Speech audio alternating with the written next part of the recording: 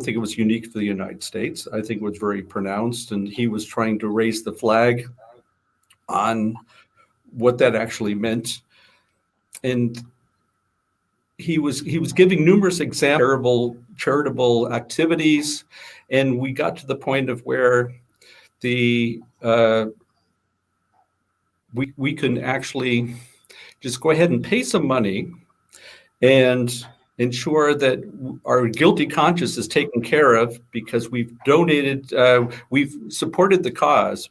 But of course, the idea here was there's a big difference between us actually going ahead and physically being involved in activities in comparison to I gave at the office.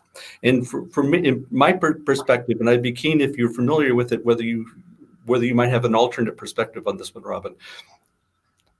But of course, that was one big step towards that separation and the distance, and in his opinion, the dissolving of the community. Now, I wonder if we were able to go ahead and close the loop and look at the subject per se, and if this indeed is one of the root causes, then wouldn't that be one of the things that we would want to address first? Yes. So I think there's a lot going on there, but in your question, what I would say is that I think that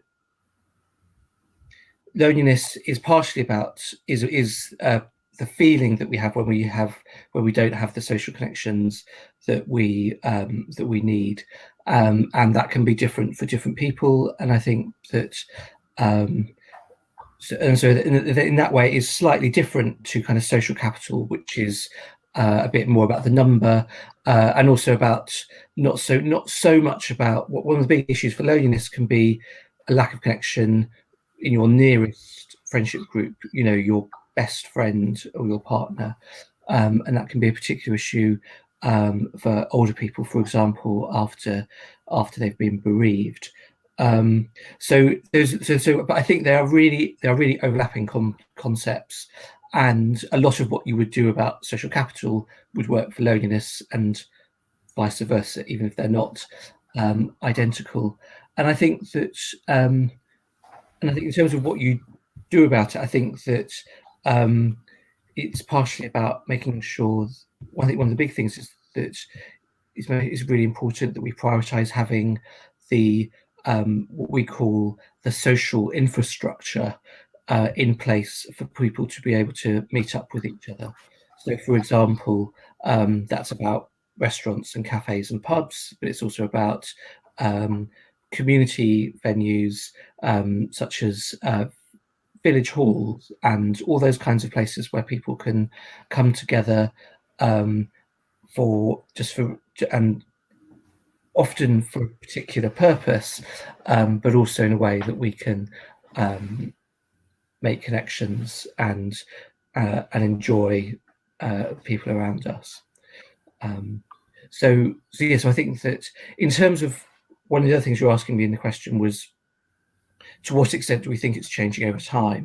And I think that is a really difficult question, because I think that because loneliness is subjective, it's always a bit hard to know if people are answering exactly the same question in exactly the same way.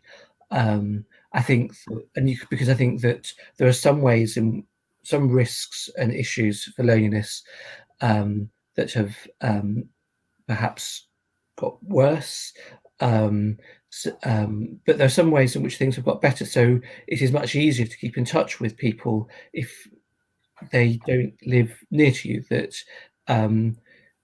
when 50 years ago, if someone moved country, then there was a real danger you may never see them again unless they took a very expensive air flight. They didn't, international telephony only became affordable, I would say, 20-25 years ago, and now we have the internet and Skype, and we can keep in really close touch in ways that would be really difficult 40 or 50 years ago. Mm-hmm. In fact, that reminds me of a story. This was Oh, I think this was right before I decided to leave the United States after graduating from university. My grandmother came up to me and she said to me, make sure that you let everybody know where you are, because I guess there was a brother of hers, and of course, we're talking about a woman who was born in 1904, and obviously that was a much different world. And she said that her brother left, and he never came back, and we never heard from him again. And I don't think that was uncommon back then, that because communication, the difficulties tied to communication, that we had to make much more of an effort to get in touch with people. I agree with what you say, that, and of course, I take advantage of this opportunity. In fact, I seem to talk to people outside of my environments much more than I actually talk to people physically, and that's not always good. I came up with a comment from Balash, and I'd like to go ahead and pass it on. Social infrastructure is indeed an important aspect, considering that I find only one coffee house from 10 enjoyable, and this is part of the high danger, especially due to COVID. Yeah, and that almost takes us in a certain direction tied to the ability to not only to go out, but a lot of the businesses aren't even in operation anymore. But what I'd like to kind of cover, just to close that loop tied to what I was saying about communication and piggybacking, Robin, what you said. Yes, I can talk to anybody in the world, and I can stay in touch with people that under other circumstances wouldn't be that easy. But the problem that I see quite often is that we are so keen to go ahead and use this media to get in touch with people that are far, far away, and we are not capable of talking to the people who are sitting right next to us. And this takes on various forms. One, just striking up a conversation with a stranger, the ability to revel in the art of conversation without really having a clear purpose. I think there's always a purpose, but it might not necessarily be an overt purpose. And with that, we really, really struggle in connecting. There was an author that I've come across recently, and perhaps it's another one that you might have heard of before, and my gut feeling, Robin, as you probably have. Her name is Sherry Turkle, and she talks a lot about this concept of conversation, and she focuses primarily on millennials, if I can use a general term to describe, with this idea of social being anything but social. And I think that there's a tie-in to these two elements, the idea of being able to talk to everybody and creating the distance.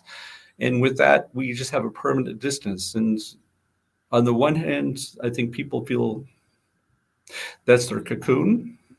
On the other hand, it's destroying them. Your thoughts to that? I think that there are real dilemmas about how we best use these new technologies. That I think that when any new technology arrives, we often don't get it right when we first start. And I think that we are kind of getting better at understanding what are the forms of social media that and other kind of communications technologies that make us happy, that keep us in touch with people we most value, versus those where you kind of look on a Facebook thread or Instagram and see lots of people being kind of happy and amazing, and then compare that to how you're feeling right now, and it's a comparison that doesn't make you happy. I think that that's really not.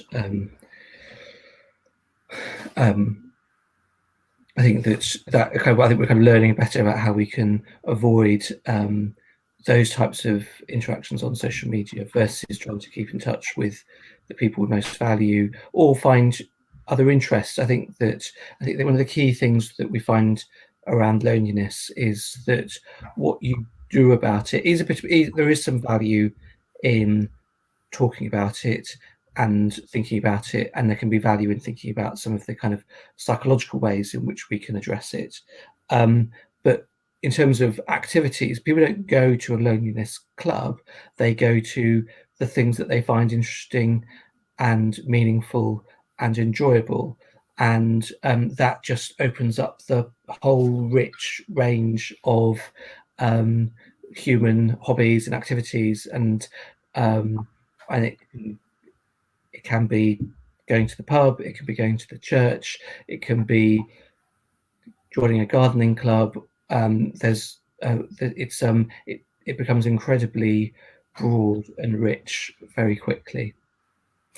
And obviously, depending upon the interest of the individual per se, there's going to be a difference, and that makes sense that you're going to go ahead and assemble with individuals that you have something in common with, where you have common interest in some fashion.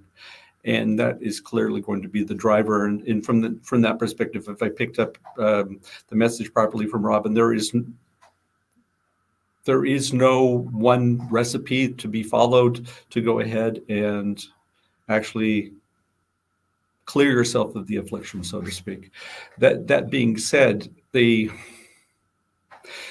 there are certain patterns that we follow. If I could stay on the subject of social media, because I think that's really a problem that a number of millennials are talking about. Just as some background information for you, I'm teaching at different universities here in Austria, apart from having the radio show.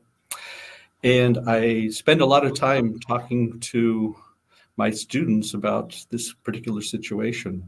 And I have heard some comments that I thought were truly sad, that they try to avoid using the phone because they're afraid that they will run across a situation where they don't know what to say. Now, I don't know about you, but I see that is really being tied to our subject matter, because in essence, there's a lack of connection between individuals, or not being able to go, maybe some sort of expecting perfection, which I think is part of it. And the example that you gave from social media clearly falls in line with that. In other words, everybody is doing great, and we don't talk about our problems. And the real issue is, if you can't talk about your problems, that's a problem. And that one manifests. And that is, in my mind, a surefire way a way to create estrangement, which is basically loneliness. Your thoughts on that?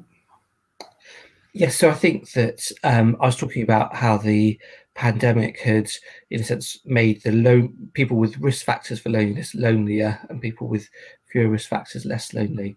The one change in that actually was that being a student before the pandemic wasn't, although some of the changes involved in being a student moving away does create some short-term risks for loneliness.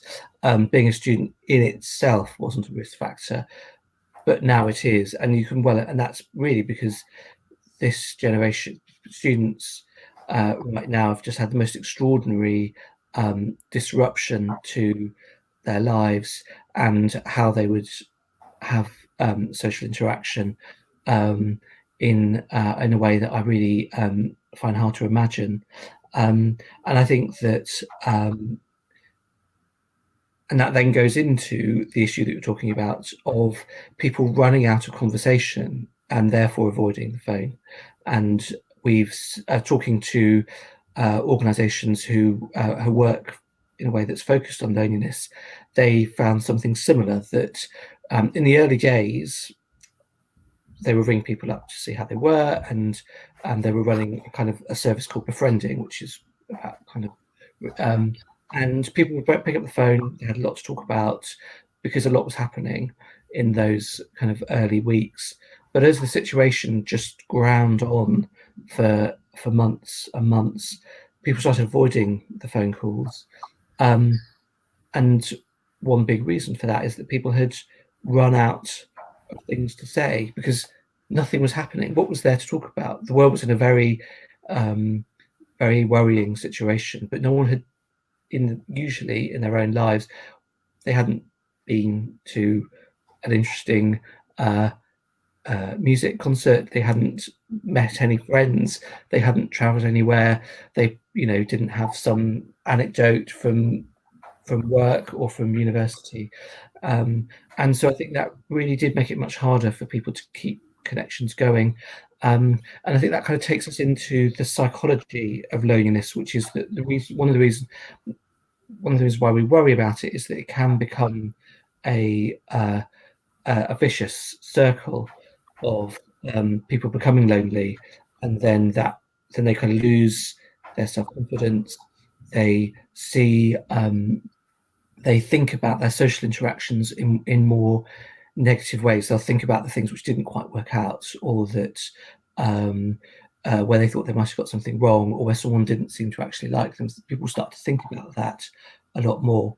And the clear danger is that people then start withdrawing more and more from social life, which exactly reflects what you're talking about of students who, I guess, at the beginning of the year would have been having a rich and exciting time that one associates with university life. But as you run out of things to say, start thinking about things more negatively, and then start avoiding the telephone because you're, it's stopped being such an enjoyable form of interaction, that is something that we do need to worry about. Yeah, unfortunately, this was a situation that I noticed way before COVID-19. I believe that you're the scenario that you just described made the situation even more pronounced. And I can completely sympathize with the scenario where you run out of things to say because you're not really doing anything. That being said, and I think maybe this might be part of the problem, is that we are not used to talking about a condition that we do not feel comfortable with, that maybe might be unfamiliar. And I wanted to actually go ahead and mention the document that you referred to, the psychology of loneliness, which for me was actually a trigger to go ahead and reach out to you to have you on the show, because I thought the idea of putting something like that together was truly fascinating, uh, extremely commendable. And I would be curious to find out what were your triggers in actually going ahead and putting that document together, maybe just for starters.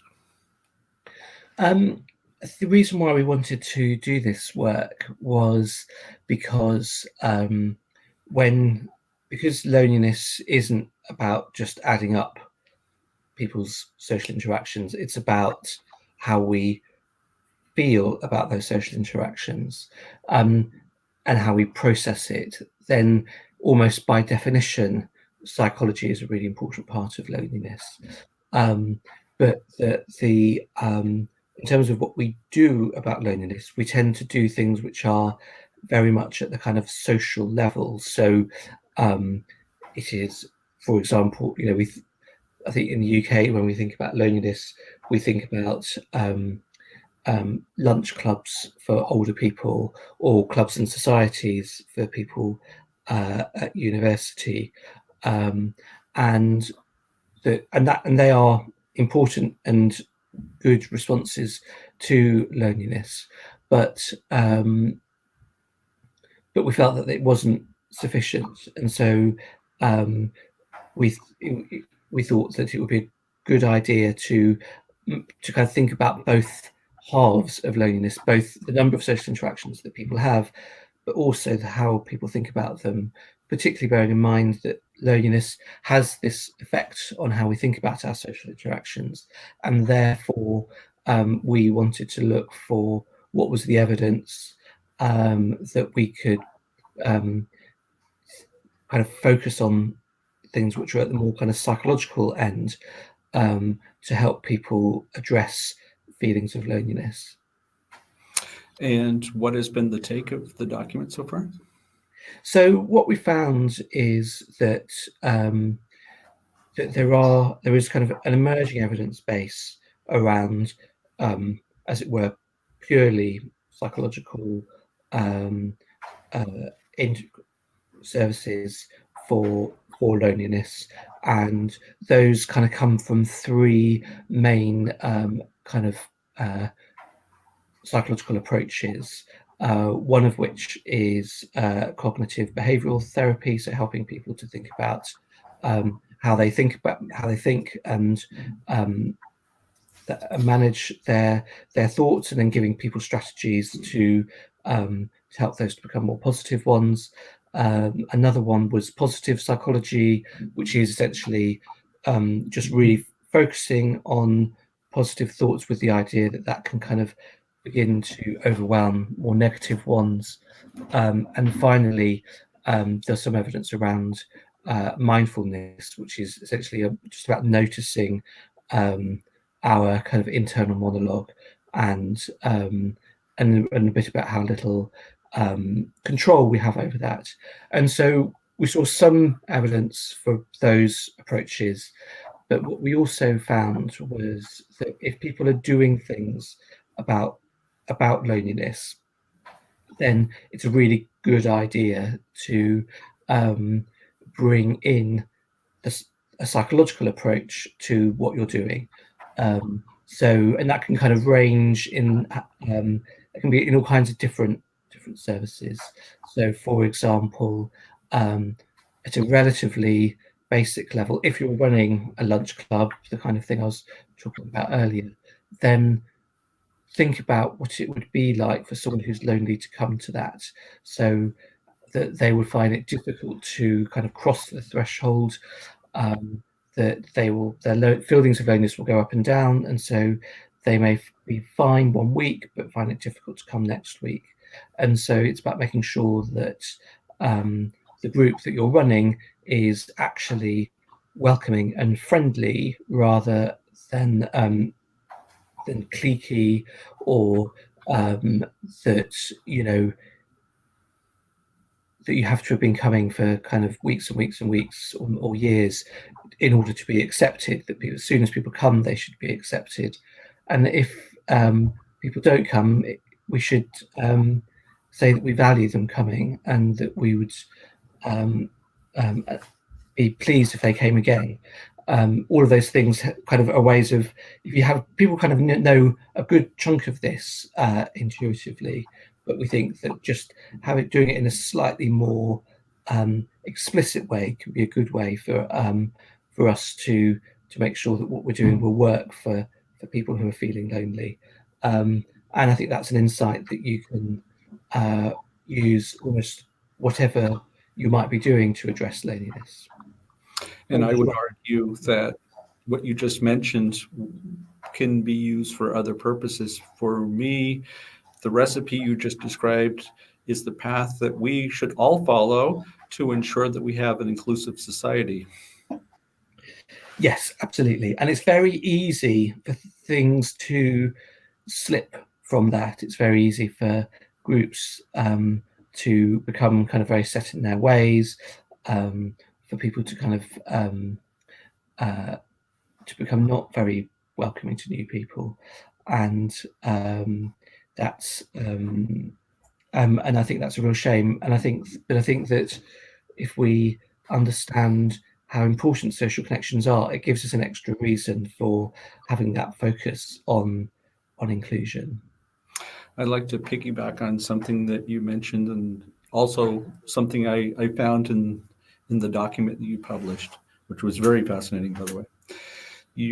There was an example where, I'm going to phrase it this way, trying to avoid jumping to conclusions. That was my interpretation, where because somebody has difficulty in expressing any type of interest, or it appears that there's lack of interest, that we should not automatically, and I don't know if this was a quote, but you'll get the idea, that we should automatically not think, well, they're arrogant and they think they're better, because maybe it's a case of where they just don't trust themselves. Just go ahead and say something.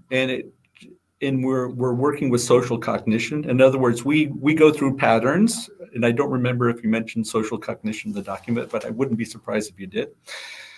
That we go through patterns that we're used to, and when somebody acts a certain way, then these processes go in are running in our head, and we come to conclusions that are based on something that's not even physically in front of us. It's going back and playing tapes that probably going back way back when.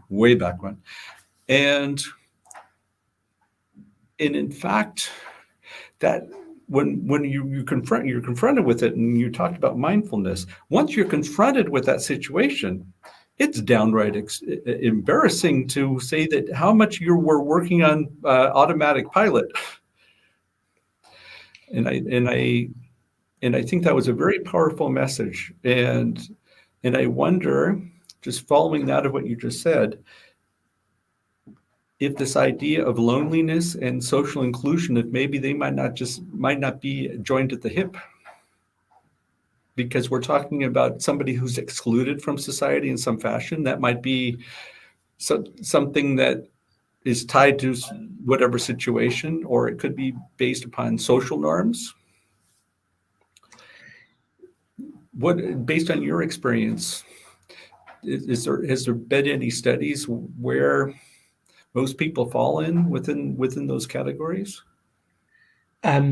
Yes. So loneliness and the kind of broader ideas about social inclusion, as you say, are in many ways joined at the hip. And so while there are some things where what we need to do about loneliness is, targeted on loneliness, and is called something to do with loneliness, but loneliness doesn't just pop out of nowhere.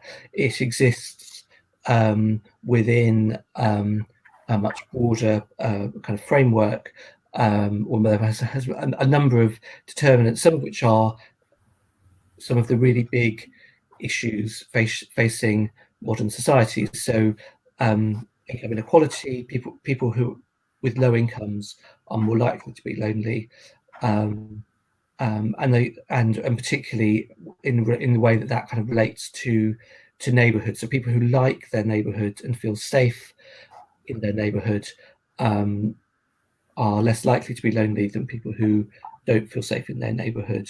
And I think that reflects that loneliness is both about our most, you might think, what's neighbourhoods got to do with loneliness, when it's surely our most important relationships are with our close friends and family, but actually we need both. We need both those type relationships and that kind of those broader, in the jargon it's called weak social ties. Both of them are important, and so things like neighbourhoods can be important to feelings of loneliness. And then in relation to racism and racial inequality, we work very closely with the British Red Cross, who have done some targeted work on this. And I think that what they found is that people who have experienced racial harassment are much more likely to say that they feel lonely. People who don't feel like they belong in their neighbourhood say that they're more likely to be lonely. And I think that that reflects, I think, the kind of real value of trying to make sure that people feel included and are included, and that that we work hard to kind of make sure that people do feel safe on the street. Right, and there's a term that's used quite often to describe a situation that I believe that I heard from you, Robin, and that would be the term psychological safety, and the ability for us to create structures which enable us to ensure that people don't necessarily fall in this category.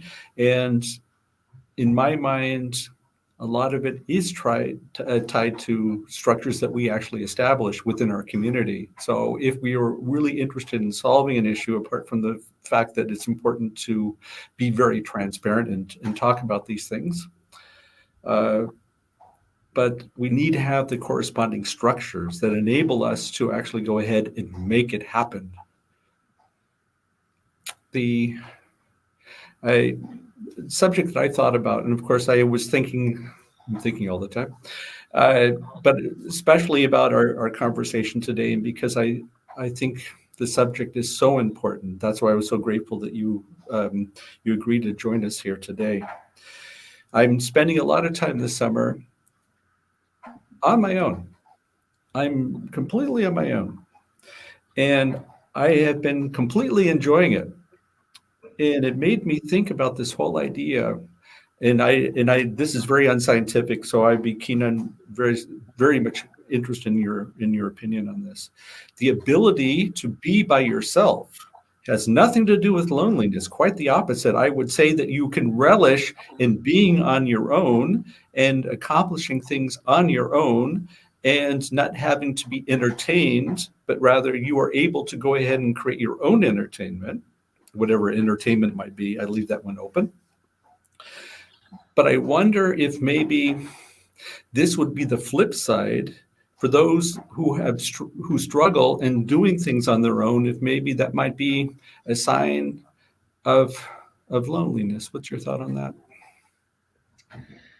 So I think that we often say that people can be alone in a crowd or perfectly happy being alone.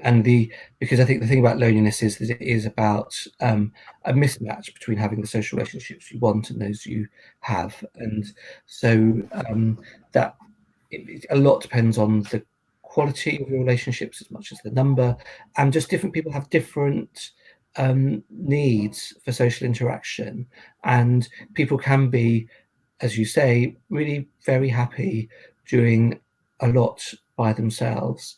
And I think it's always important that we respect that. And I think that one of the reasons why loneliness can be a useful lens for thinking about social relationships and what matters in them is that it makes it clear that it's not a one size fits all. That if we focus that if I was from the campaign for making everyone talk to each other all the time, that would be no good at all. I think that thinking about loneliness makes us think about what actually really matters to people and how that varies from one person to another. I think that kind of reflects your experience over the summer, perhaps. And in fact, you alluded to that in your document, the ability to relish in doing things on your own. And I saw a very strong connection for me personally over the last couple of months. So that was quite interesting. We received a comment from Balash where he talks about, just go ahead and read it off for everybody. Jordan Peterson said that in a conversation, a meaningful one that is, there's always a risk of making the other side uncomfortable. And thus we're getting in some uncomfortable situation as well.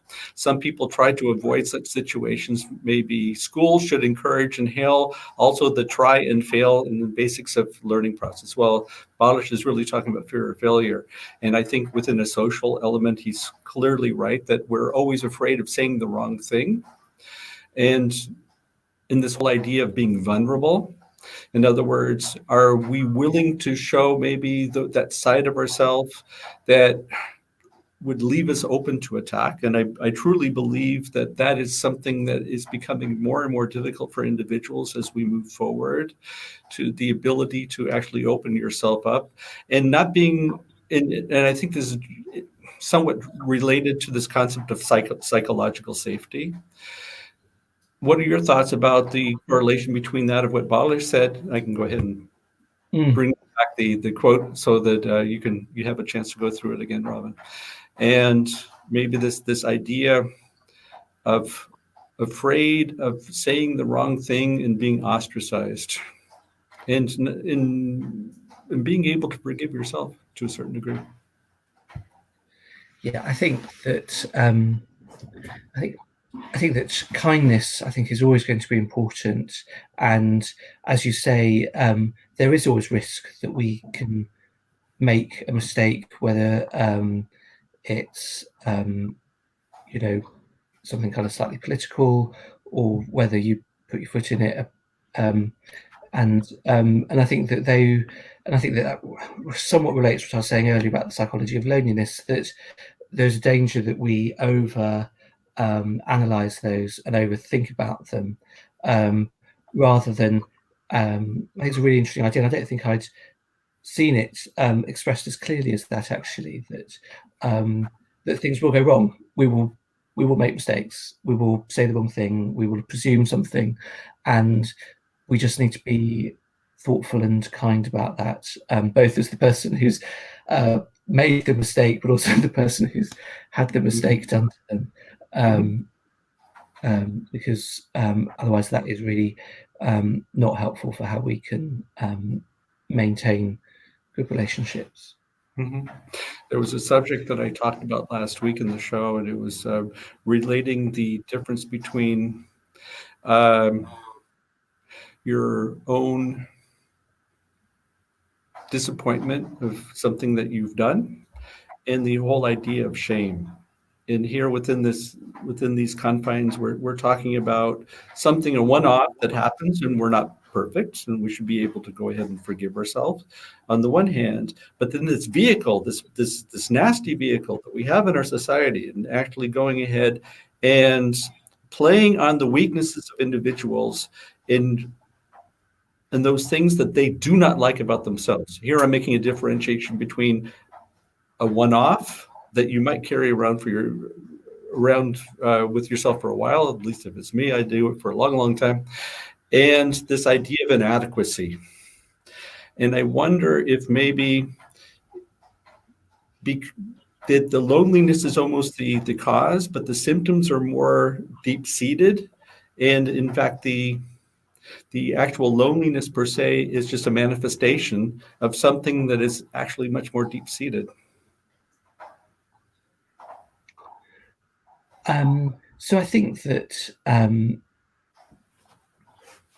an interesting idea around shame, which I don't think I've really heard of before, actually, and how that can kind of drive people apart, and that can be a very lonely place to be.